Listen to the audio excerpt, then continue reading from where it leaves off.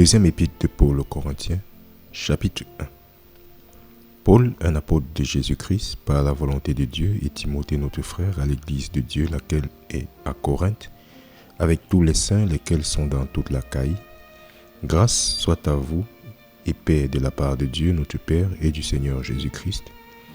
Béni soit Dieu, c'est-à-dire le Père de notre Seigneur Jésus-Christ, le Père des miséricordes et le Dieu de tout réconfort, qui nous réconforte dans toute notre tribulation, afin que nous puissions être capables de réconforter ceux qui sont dans quelque difficulté que ce soit, par le réconfort dont nous sommes nous-mêmes réconfortés de Dieu. Car comme les souffrances de Christ abondent en nous, ainsi notre consolation abonde aussi par Christ.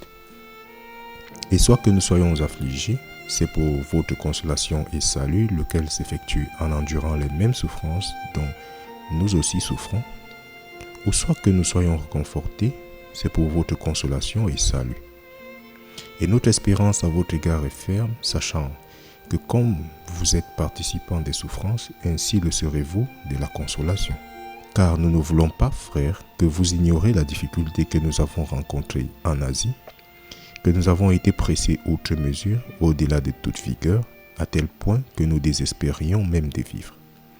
Mais nous ressentions la sentence de mort en nous-mêmes, que nous ne devions pas nous confier en nous-mêmes, mais en Dieu, lequel ressuscite les morts, qui nous a délivrés d'une si grande mort et qui délivre, en qui nous avons confiance qu'encore il nous délivrera. Vous aussi nous aidant en priant pour nous, pour que le don qui nous a été accordé par le moyen de beaucoup de personnes, des remerciements puissent être rendus par beaucoup en notre nom.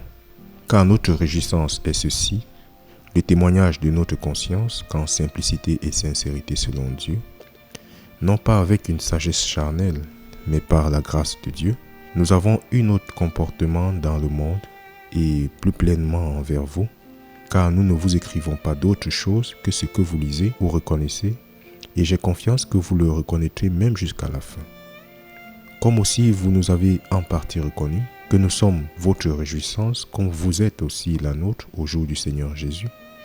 Et dans cette confiance, j'étais enclin à venir vers vous d'abord, afin que vous puissiez avoir un second avantage, et de passer par vous en allant en Macédoine, et de Macédoine revenir de nouveau vers vous, et de chez vous être reconduit par vous chemin faisant vers la Judée. Lorsque j'ai donc eu cette intention, ai-je usé de légèreté, ou les choses que je me propose, est-ce selon la chair que je les propose, pour qu'avec moi ce devrait être oui, oui et non, non. Mais comme Dieu est vrai, notre parole envers vous n'était pas oui et non. Car le Fils de Dieu, Jésus-Christ, qui fut prêché au milieu de vous par nous, savoir par moi et Sylvain et Timothée, n'était pas oui et non, mais en lui était oui. Car toutes les promesses de Dieu en lui sont oui et en lui amen, à la gloire de Dieu par nous. Or, celui qui nous établit avec vous en Christ et qui nous a oints est Dieu, qui aussi nous a scellés et nous a donné les gages de l'Esprit dans nos cœurs. De plus, j'appelle Dieu pour une attestation sur mon âme, que pour vous épargner, je ne suis pas jusqu'à présent venu à Corinthe, non pour que nous ayons domination sur votre foi, mais pour être des aides à votre joie, car par la foi, vous vous tenez debout.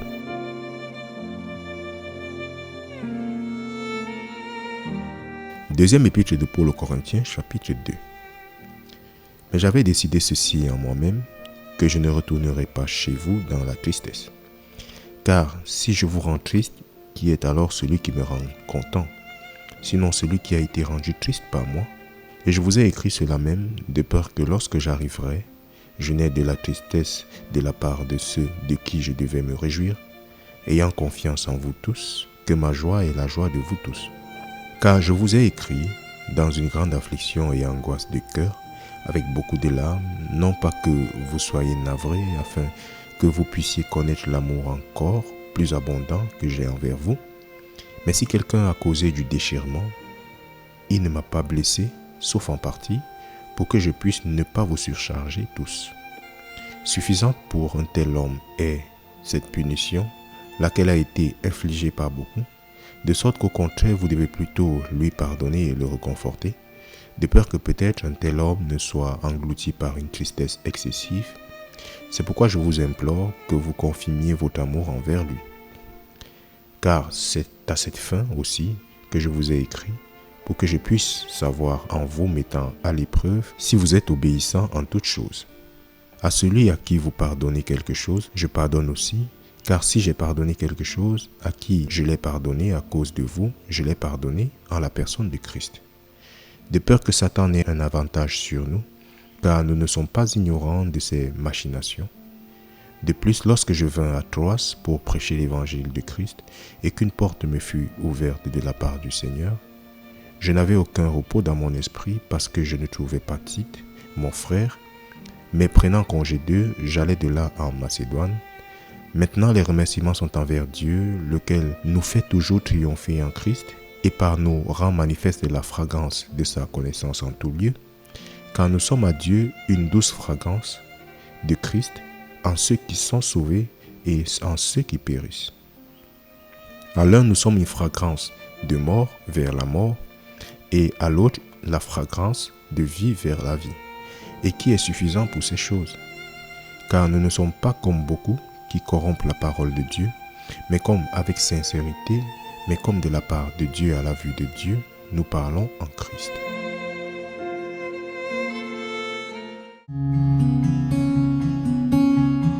Deuxième épître de Paul aux Corinthiens, chapitre 3. Commençons-nous de nouveau à nous recommander nous-mêmes, ou avons-nous besoin, comme quelques-uns, d'épîtres de recommandation pour vous, ou de lettres de recommandation venant de vous? Vous êtes notre épître écrite dans nos cœurs, connue et lue de tous les hommes, d'autant que vous êtes manifestement déclaré être l'épître de Christ, donnée par nous, écrite non avec de l'encre, mais avec l'Esprit du Dieu vivant, non sur des tables de pierre, mais sur des tables charnelles du cœur. Et nous avons une telle confiance par l'intermédiaire de Christ envers Dieu, non que nous soyons compétents par nous-mêmes de penser quelque chose comme de nous-mêmes, mais notre compétence est de Dieu, qui aussi a fait de nous de capables ministres du Nouveau Testament, non de la lettre, mais de l'Esprit, car la lettre tue, mais l'Esprit donne vie. Mais si le ministère de la mort écrit et gravé sur des pierres fut glorieux, de sorte que les enfants d'Israël ne pouvaient regarder fermement le visage de Moïse à cause de la gloire de sa figure, laquelle gloire devait prendre fin, combien le ministère de l'Esprit ne sera-t-il pas plus glorieux? Car si le ministère de la condamnation a été gloire, beaucoup plus le ministère de la droiture excède en gloire. Car même ce qui a été rendu glorieux n'avait aucune gloire sur ce rapport, en raison de la gloire qui excelle. Car si ce qui devait prendre fin a été glorieux, beaucoup plus glorieux est ce qui subsiste. Voyant donc que nous avons une telle espérance, nous utilisons une grande simplicité de langage. Et non pas comme Moïse mettait un voile sur son visage pour que les enfants d'Israël ne puissent pas regarder fixement à la fin de ce qui est aboli, mais leurs intelligences ont été aveuglées car, jusqu'à ce jour, le même voile demeure sans être retiré lors de la lecture de l'Ancien Testament, lequel voile est retiré en Christ. Mais même jusqu'à ce jour, lorsque Moïse est lu, le voile est sur leur cœur. Néanmoins, lorsqu'il se tournera vers le Seigneur, le voile sera ôté. Or, le Seigneur est cet esprit, et là où est l'esprit du Seigneur, il y a liberté. Mais nous tous qui, à visage découvert, regardant comme dans une glace la gloire du Seigneur, sommes changés en la même image de gloire en gloire, à savoir comme par l'esprit du Seigneur.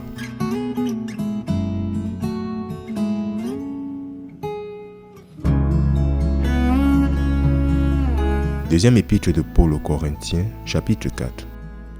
Par conséquent, voyant que nous avons ce ministère, comme nous avons reçu miséricorde, nous ne défaillons pas. Mais nous avons renoncé aux cachotteries malhonnêtes, ne marchant pas avec superfuge, n'utilisant pas non plus la parole de Dieu trompeusement, mais par la manifestation de la vérité, nous recommandant nous-mêmes à toute conscience d'homme à la vue de Dieu.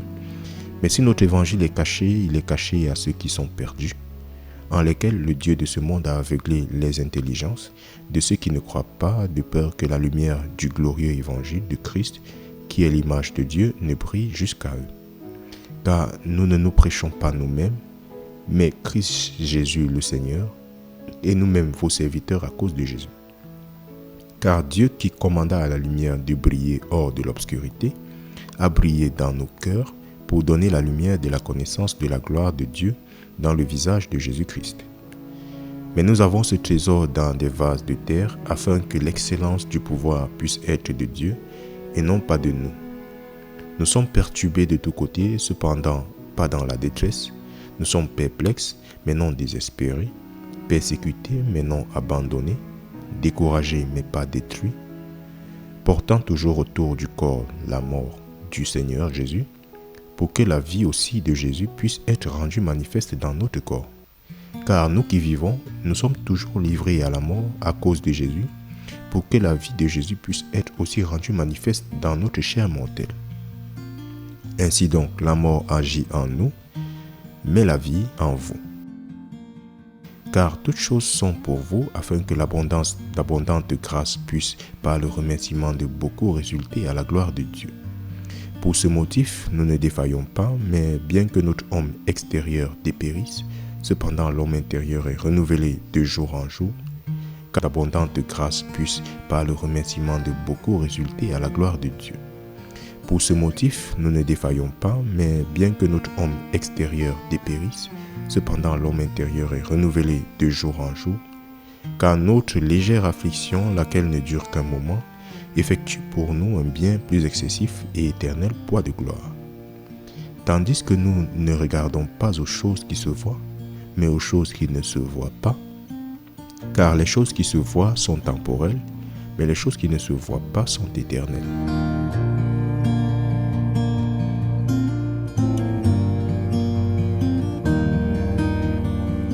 Deuxième épître de Paul aux Corinthiens, chapitre 5. Car nous savons que si notre maison terrestre de ce tabernacle est dissoute, nous avons un édifice de Dieu, une maison non faite par des mains éternelles dans les cieux, car en celle-ci nous gémissons, désirant intensément d'être revêtus de notre maison, laquelle est du ciel. S'il en est ainsi qu'étant vêtus, nous ne serons pas trouvés nus, car nous qui sommes dans ce tabernacle gémissons, étant changés, non parce que nous voulons être dévêtus, mais d'être vêtus afin que le mortel puisse être englouti par la vie. Or, celui qui nous a formés pour cette chose même est Dieu, qui aussi nous a donné les gages de l'Esprit. Par conséquent, nous sommes toujours confiants, sachant que, pendant que nous sommes dans le corps, nous sommes absents du Seigneur, car nous marchons par la foi, non par la vue. Nous sommes confiants, dis-je, et voulant plutôt être absents du corps et être présents avec le Seigneur. C'est pourquoi nous nous peinons, afin que soit présents, soit absents, nous puissions être acceptés de lui. Car nous devons tous comparaître devant le siège de jugement de Christ, afin que chacun puisse recevoir les choses faites étant dans son corps, selon ce qu'il a fait, soit bien, soit mal. Connaissant donc la terreur du Seigneur, nous persuadons les hommes, mais nous sommes rendus manifestes à Dieu, et j'ai confiance aussi que nous sommes rendus manifestes dans vos consciences.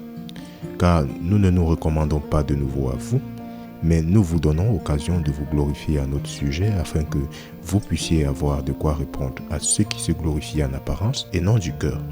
Car soit que nous sommes déraisonnables, c'est pour Dieu, ou soit que nous soyons sobres, c'est à cause de vous. Car l'amour de Christ nous contraint, parce qu'ainsi nous jugeons que si un est mort pour tous, alors tous sont morts. Et qu'il mourut pour tous afin que ceux qui vivent ne devraient plus désormais vivre en eux-mêmes, mais en celui qui mourut pour eux et ressuscita. C'est pourquoi désormais nous ne connaissons aucun homme d'après la chair. Oui, bien que nous ayons connu Christ d'après la chair, toutefois maintenant nous ne le connaissons plus. Par conséquent, si quelqu'un est en Christ, il est une nouvelle créature. Les choses anciennes sont passées, voici toutes choses sont devenues nouvelles. Et toutes choses sont de Dieu, qui nous a réconciliés avec lui-même par Jésus-Christ et qui nous a donné le ministère de la réconciliation. C'est-à-dire que Dieu était en Christ, réconciliant le monde avec lui-même, ne leur imputant pas leurs infractions, et il nous a confié la parole de réconciliation. Maintenant donc, nous sommes ambassadeurs pour Christ, comme si Dieu vous implorait par nous. Nous vous prions au nom de Christ, soyez réconciliés avec Dieu, car il l'a fait être péché pour nous, celui qui n'a connu aucun péché, afin que nous puissions être faits la droiture de Dieu en lui.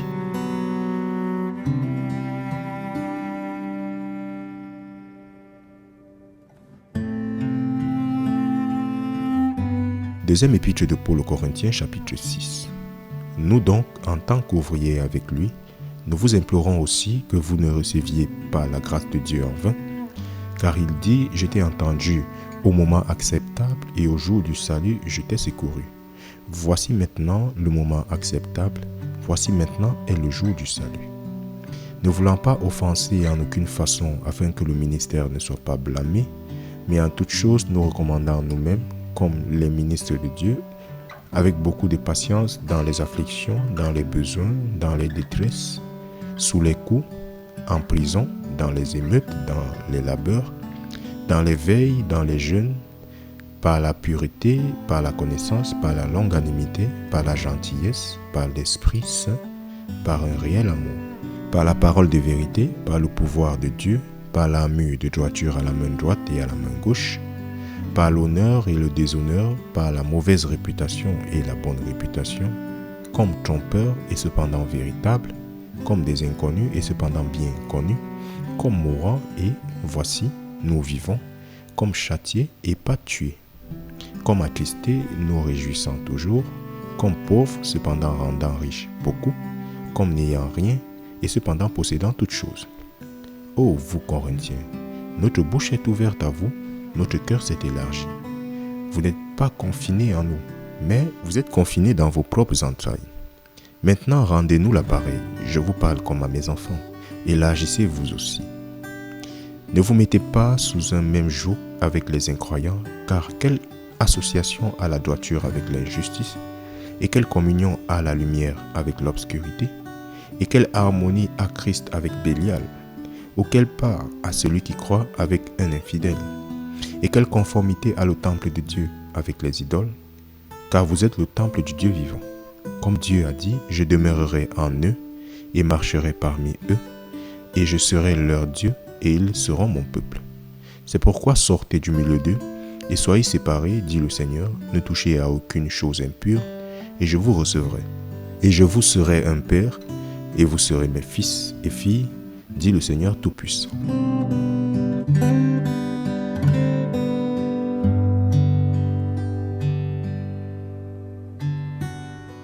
Deuxième épître de Paul aux Corinthiens, chapitre 7. Ayant donc ces promesses, chers bien-aimés, épurons-nous nous-mêmes de toute souillure de la chair et de l'esprit, perfectionnant la sainteté dans la crainte de Dieu. Recevez-nous, nous n'avons fait tort à aucun homme, nous n'avons corrompu aucun homme, nous n'avons escroqué aucun homme. Je ne dis pas cela pour vous condamner, car j'ai déjà dit que vous êtes dans nos cœurs pour mourir et pour vivre avec vous. Grande est ma hardiesse de langage envers vous. J'ai grandement de quoi me glorifier de vous. Je suis rempli de réconfort. Je suis extrêmement joyeux dans toute notre tribulation. Car lorsque nous sommes arrivés en Macédoine, notre chair n'eut aucun repos. Mais nous avons été perturbés de tous côtés. À l'extérieur étaient les combats, à l'intérieur étaient les craintes. Néanmoins, Dieu, qui réconforte ceux qui sont découragés, nous réconforta par la venue de Tite, et non par sa venue seulement, mais aussi par la consolation avec laquelle il fut réconforté par vous, lorsqu'il nous a raconté votre ardent désir, votre chagrin, votre fervente intention envers moi, de sorte que je me suis réjoui davantage. Car bien que je vous ai rendu triste par une lettre, je ne m'en repens pas, bien que je m'en sois repenti, car je perçois que cette épître-là vous a rendu triste, bien que ce n'ait été que pour une saison. Maintenant, je me réjouis non pas car vous avez été rendu triste, mais parce que vous avez été attristé jusqu'à la repentance. Car vous avez été rendu triste d'une manière selon Dieu, pour que vous ne puissiez recevoir aucun préjudice de notre part.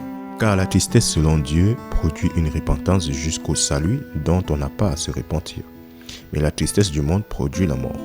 Car voici cette chose même qui vous avait attristé d'une manière selon Dieu. Quelle attention a-t-elle effectuée en vous?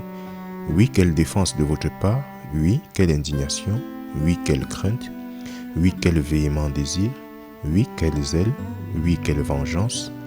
En toute chose, vous vous êtes montré innocent dans cette affaire. C'est pourquoi, bien que je vous ai écrit, je ne l'ai pas fait à cause de celui qui a fait du tort, ni à cause de celui à qui on a fait du tort, mais afin que notre souci pour vous, à la vue de Dieu, puisse vous apparaître. Par conséquent, nous avons été réconfortés dans votre réconfort, oui, Et nous nous sommes encore plus extrêmement réjouis pour la joie de Tite, parce que son esprit a été revigoré par vous tous. Car si je me suis vanté de vous devant lui en quoi que ce soit, je n'en suis pas honteux, mais comme nous vous avons dit toutes choses selon la vérité, oui, certainement notre vantardise, laquelle j'ai fait devant Tite, s'est trouvée être une vérité. Et son affection intérieure est d'autant plus abondante envers vous quand il se souvint de l'obéissance de vous tous, comment avec crainte et tremblement vous l'avez reçu. Je me réjouis donc de ce que j'ai confiance en vous en toutes choses.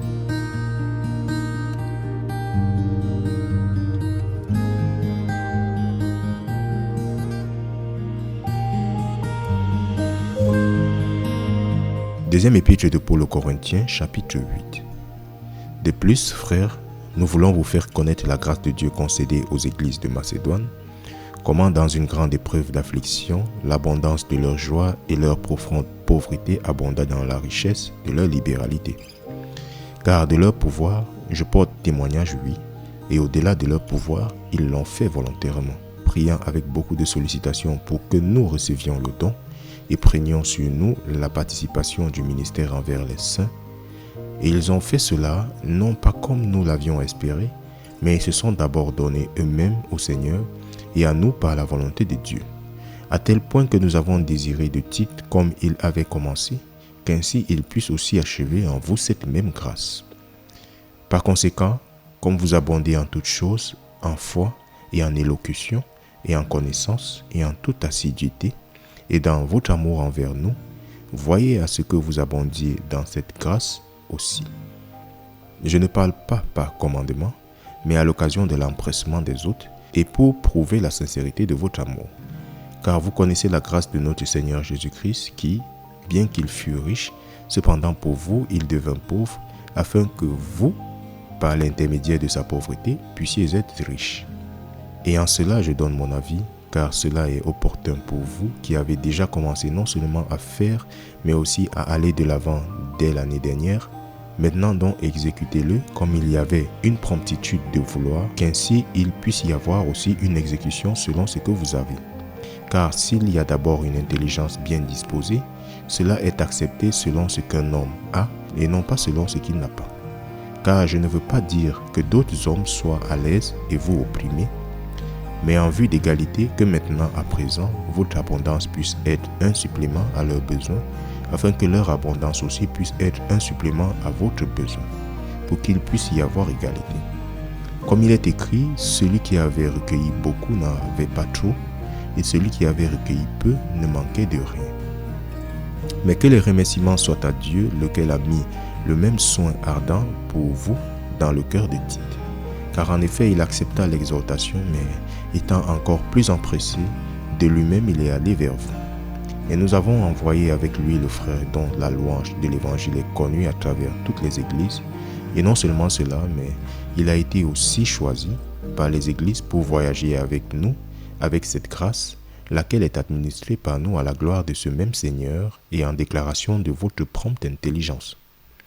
Évitant ceci, qu'aucun homme ne puisse nous blâmer dans cette abondance, laquelle est administrée par nous, procurant les choses honnêtes, non seulement à la vue du Seigneur, mais aussi à la vue des hommes. Et nous avons envoyé avec eux notre frère, dont nous avons souvent éprouvé l'assiduité en beaucoup de choses, mais maintenant beaucoup plus assidu par la grande confiance que j'ai en vous. Si quelqu'un s'enquiert de Tite, il est mon partenaire et aide auprès de vous, ou si l'on s'enquiert au sujet de nos frères, ils sont les messagers des églises et la gloire de Christ. C'est pourquoi déclarez-leur et devant les églises la preuve de votre amour et de notre vantardise à votre sujet. Deuxième épître de Paul aux Corinthiens, chapitre 9. Car touchant le ministère envers les saints, il est superflu pour moi de vous écrire.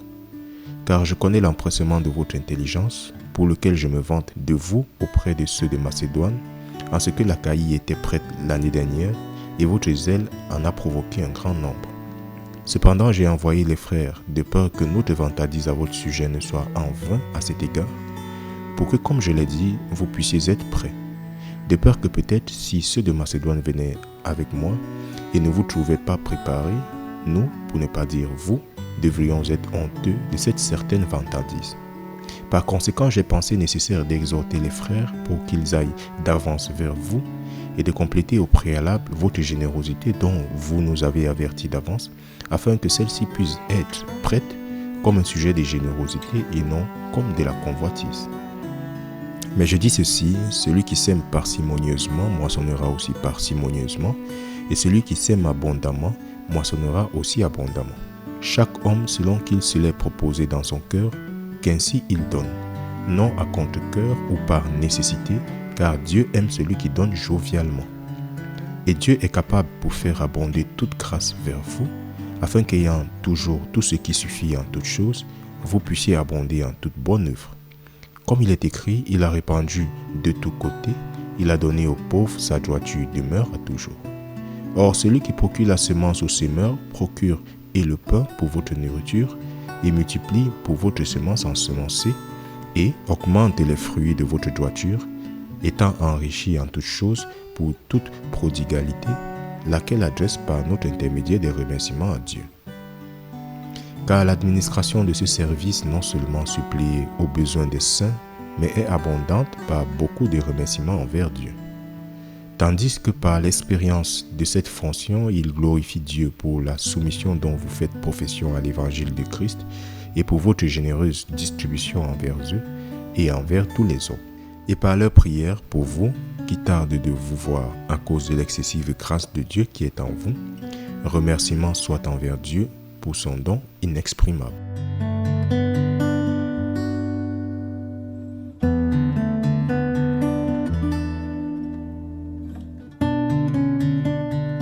Deuxième épître de Paul aux Corinthiens, chapitre 10. Maintenant, moi-même, Paul, je vous implore par la docilité et la douceur de Christ, moi qui, en présence, suis insignifiant parmi vous, mais étant absent, use de hardiesse envers vous. Je vous implore que je n'ai pas à être hardi lorsque je serai présent par cette confiance, avec laquelle je pense être hardi envers vous, quelques-uns qui pensent de nous comme si nous marchions selon la chair. Car bien que nous marchions dans la chair, nous ne guerroyons pas suivant la chair, car les armes de notre guerre ne sont pas charnelles, mais puissantes par le moyen de Dieu pour la démolition des places fortes, abattant les imaginations et toutes choses hautaines qui s'exaltent contre la connaissance de Dieu et amenant toute pensée captive à l'obéissance de Christ. Et ayant une promptitude à venger toute désobéissance lorsque votre obéissance aura été réalisée, regardez-vous les choses d'après leur aspect extérieur. Si un homme a confiance en lui-même qu'il est à Christ, qu'il pense encore ceci en lui-même que, comme il est à Christ, oui certainement nous sommes à Christ.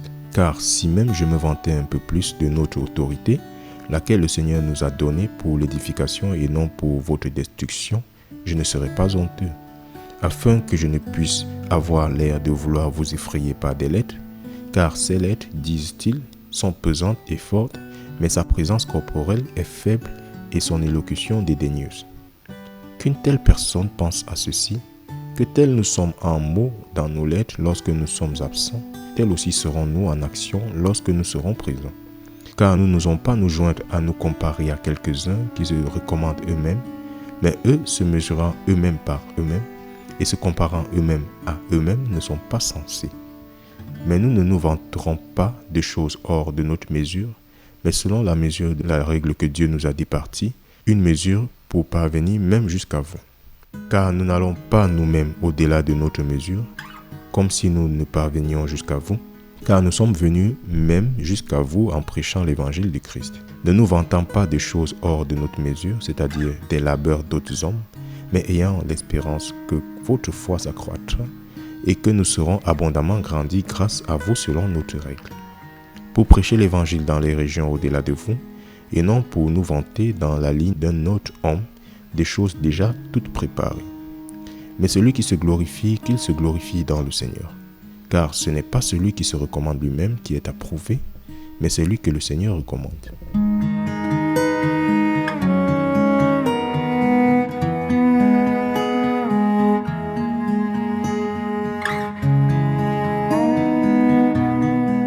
Deuxième épître de Paul aux Corinthiens, chapitre 11. Plût à Dieu que vous me supportiez un peu dans ma folie, et en effet supportez-moi. Car je suis jaloux de vous d'une jalousie selon Dieu, car je vous ai fiancé à un seul mari, pour que je puisse vous présenter comme une vierge chaste à Christ. Mais je crains qu'en quelque sorte, comme le serpent dupa Ève au moyen de sa surnoiserie, qu'ainsi vos intelligences ne soient corrompues, abandonnant la simplicité qui est en Christ. Car si celui qui vient prêche un autre Jésus que nous n'avons pas prêché, ou si vous recevez un autre esprit lequel vous n'avez pas reçu, ou un autre évangile lequel vous n'avez pas accepté, il se pourrait bien que vous le supportiez. Car je suppose que je n'étais pas une bouffée derrière les apôtres les plus prééminents, mais bien que je sois frustre quant au langage, cependant pas quant à la connaissance. Mais nous avons été pleinement rendus manifestes parmi vous en toutes choses. Ai-je commis une offense en m'abaissant moi-même, afin que vous puissiez être exaltés parce que je vous ai prêché gratuitement l'évangile de Dieu? J'ai dépouillé d'autres églises en recevant d'elles un salaire pour vous servir, et lorsque j'étais en votre présence et dans le besoin, je n'ai été à la charge d'aucun homme, car ce qui me manquait, les frères qui vinrent de Macédoine ont suppléé, et en toutes choses, je me suis gardé d'être une charge envers vous, et je m'en garderai. Comme la vérité de Christ est en moi, aucun homme ne m'empêchera cette vantardise dans les régions de l'Achaïe. Pourquoi? Parce que je ne vous aime pas, Dieu le sait. Mais ce que je fais, cela je le ferai afin que je puisse retrancher l'occasion à ceux qui désirent une occasion, afin qu'en quoi qu'ils se glorifient, ils puissent être trouvés tels que nous. Car de tels hommes sont de faux apôtres, des ouvriers trompeurs, se transformant en apôtres de Christ. Et ne vous émerveillez pas, car Satan lui-même est transformé en un ange de lumière. Par conséquent, ce n'est pas grande chose si ces ministres aussi se transforment en ministres de droiture, desquels la fin sera selon leurs œuvres. Je le dis encore, qu'aucun homme ne me considère comme un insensé, malgré tout recevez-moi comme un insensé, afin que je puisse me vanter un peu. Ce que je dis, je ne le dis pas d'après le Seigneur, mais comme si c'était insensé avec cette assurance de vantardise. Puisque beaucoup se glorifient suivant la chair, je me glorifierai aussi. Car vous supportez volontiers les insensés, puisque vous-même vous êtes sages. Car vous supportez si un homme vous a servi, si un homme vous dévore, si un homme prend avantage de vous, si un homme s'élève, si un homme vous frappe au visage. Je parle concernant l'outrage comme si nous avions été faibles. En quoi que ce soit que quelqu'un soit hardi, je parle en insensé, je suis hardi aussi. Sont-ils hébreux? Je le suis aussi. Sont-ils israélites? Je le suis aussi. Sont-ils la semence d'Abraham? J'en suis aussi. Sont-ils ministres de Christ? Je parle comme un insensé, je le suis bien plus encore. Dans les labeurs surabondamment, sous les coups, outre mesure, plus fréquemment en prison, souvent en danger de mort. Des Juifs, j'ai reçu 5 fois 40 coups moins 1. 3 fois j'ai été battu avec des bâtons, 1 fois j'ai été lapidé.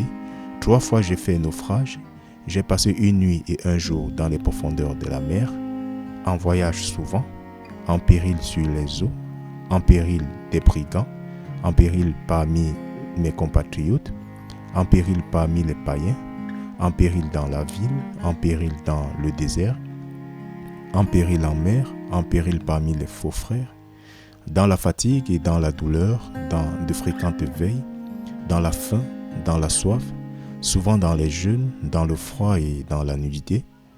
Outre ces choses qui sont externes, ce qui me heurte chaque jour, le souci de toutes les églises. Qui est faible et je ne suis pas faible? Qui est offensé et je ne brûle pas? Si je dois me glorifier, je me glorifierai des choses qui concernent mes infirmités. Le Dieu et Père de notre Seigneur Jésus-Christ, lequel est béni à toujours, sait que je ne mens pas. À Damas, le gouverneur sous le roi Arétas gardait la ville des Macédoniens par une garnison désirant m'appréhender. Et à travers une fenêtre, je fus descendu de la muraille dans un panier et j'échappais de ses mains.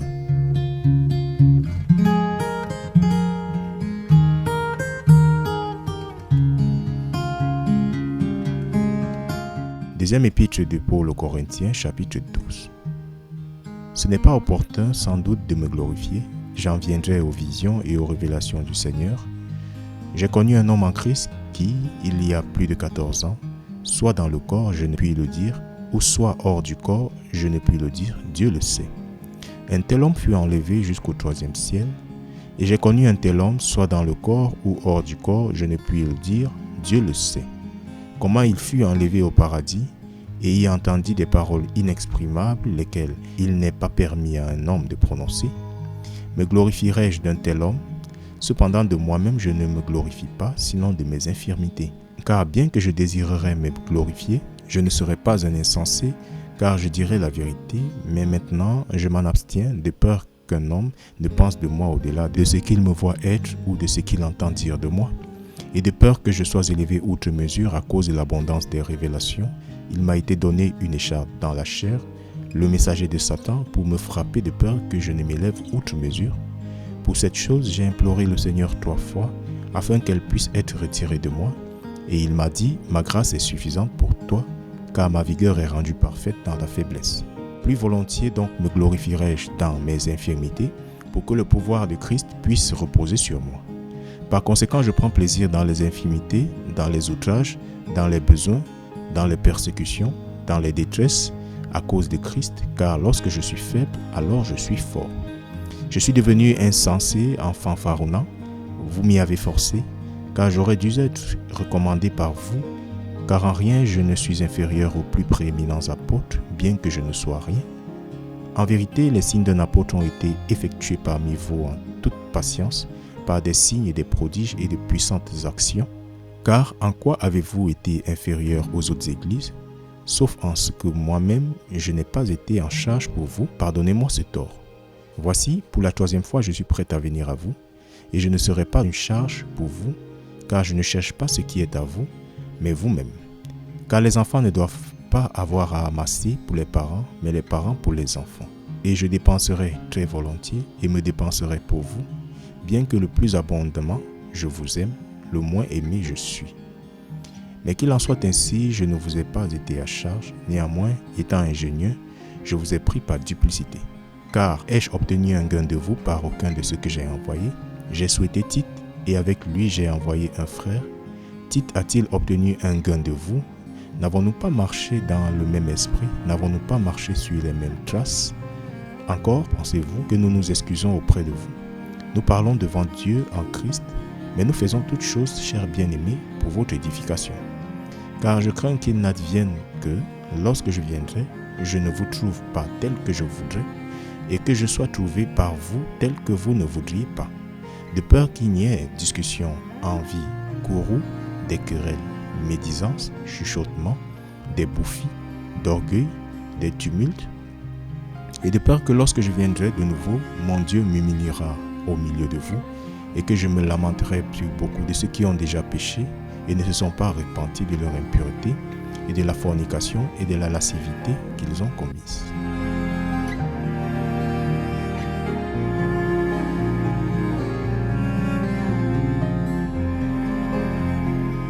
Deuxième épître de Paul aux Corinthiens, chapitre 13. C'est la 3e fois que je viens à vous. Par la bouche de 2 ou 3 témoins, toute parole sera établie.